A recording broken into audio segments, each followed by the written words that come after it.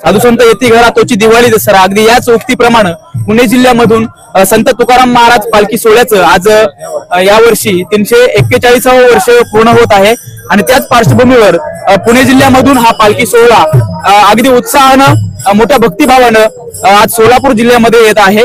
आपल्यासोबत म्हाडा लोकसभेचे खासदार माननीय धैर्यशील मोहिते पाटील आपल्यासोबत उपस्थित आहेत। आपण त्यांच्याकडून जाणून घेणार आहोत नक्की कशा पद्धतीने या ठिकाणी उपाययोजना करण्यात आली। सर नमस्कार, रामकृष्ण हरी। आज पालखी सोहळा जो आहे माऊलींचा या ठिकाणी सोलापूर नगरीमध्ये सोलापूर जिल्ह्यामध्ये प्रवेश करतो आहे। काय एकंदरीत प्रशासनाने वारकऱ्यांसाठी उपाययोजना आणि सुविधा केलेल्या आहेत? प्रशासनाने जोरात तयारी केलेली आहे। मनापासून या ठिकाणी सर्व संतांच्या पालकांचे स्वागत आहे। सोलापूर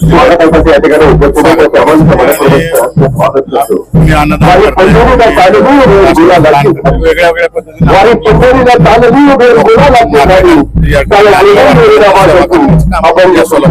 जनता करत आहे।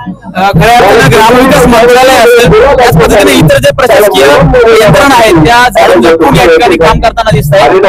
याच्या मागे नक्की कशा प्रकारचं नियोजन होतं आणि कोणत्या गोष्टी याच्यामध्ये अंतर्भूत आहेत आणि एकंदरीत वारकरी याचा कशा पद्धतीने लाभ घेत आहेत?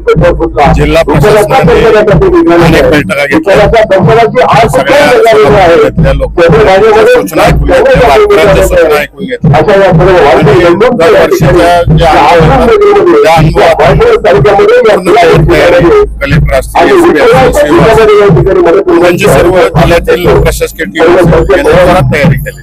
संत रामदेव महाराजांनी म्हटलंय जेव्हा नवलेच्या तेव्हा होते पंढरपूर, अगदी त्याच उक्तीप्रमाणे आज पंढरपूर नगरी सज्ज झालेली असेल। काय उपाययोजना एकंदरीत पंढरपूर मध्ये केलेल्या आहेत वारकऱ्यांसाठी? वारकऱ्यांची राहायची सोय,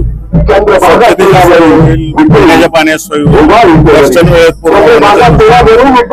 सगळी तयारी त्याच पद्धतीनं एकंदरीत हा जो मार्गक्रमण सोहळा आहे किती दिवसांसाठी आपल्या जिल्ह्यामधून मार्गक्रमित होणार आहे आणि आपण वैयक्तिक पद्धतीने या सोहळ्यावर कशा पद्धतीने लक्ष ठेवणार? वारकऱ्यांच्या सूचना धन्यवाद। हे होते या ठिकाणचे खासदार धैर्यशील मोहिते पाटील। वारकऱ्यांसाठी प्रशासन अगदी तत्पर असल्याचं त्यांच्याकडून सांगण्यात येत आहे।